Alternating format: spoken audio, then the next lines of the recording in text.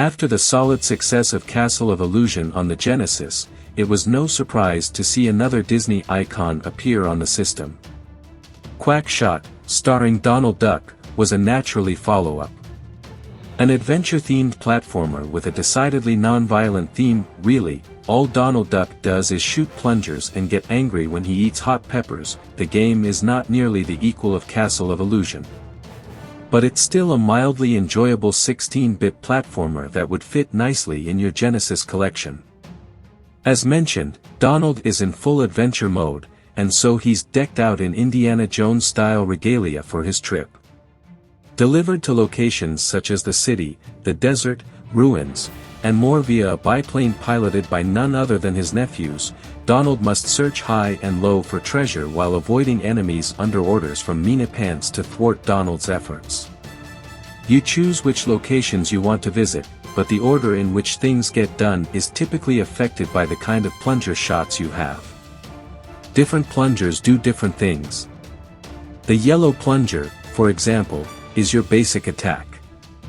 But later plungers, such as red, allow you to create makeshift ladders for climbing sheer cliffs. Green plungers let you stick to flying enemies. Donald also has a bubblegum gun and popcorn to use against enemies, too. Nothing too deadly here, this is Disney, after all. One of my complaints about Quackshot both now and when it came out is that the platforming is a touch float-wide jumping with precision, something so important for the genre, just isn't happening in Quackshot. It's far too easy to over or undershoot a narrow column and slip to your doom, especially since Donald does not stop on a dime. Too often you try to react quickly to keep from sliding off a ledge, but it feels completely out of your hands. That's a bit of a fun sucker, and it adds unneeded frustration to a relatively easy game that obviously has the younger set in mind. Quackshot does look quite good, even today. 16-bit Donald is spot on, and his animations are excellent, especially when he gets fired up and goes into berserker mode. You've seen it in many Donald shorts, where the duck just loses it.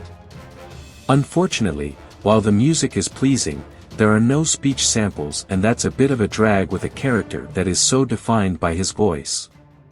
Those angry animations I mentioned are cool, but if they were accompanied by some of Donald's fevered squawking, they'd be perfect. If Sega can find the room in a football game for digitized speech, it could have found room in Quackshot. Quackshot is a good platformer tripped up by some questionable controls. The game is just unnecessarily frustrating in spots, such as the desert scene when you're trying to jump across gaps and land on narrow platforms, and it pulls the game down. If you love Castle of Illusion, and you should, Quackshot isn't a bad companion piece. Just ratchet down your expectations, and don't pay too much.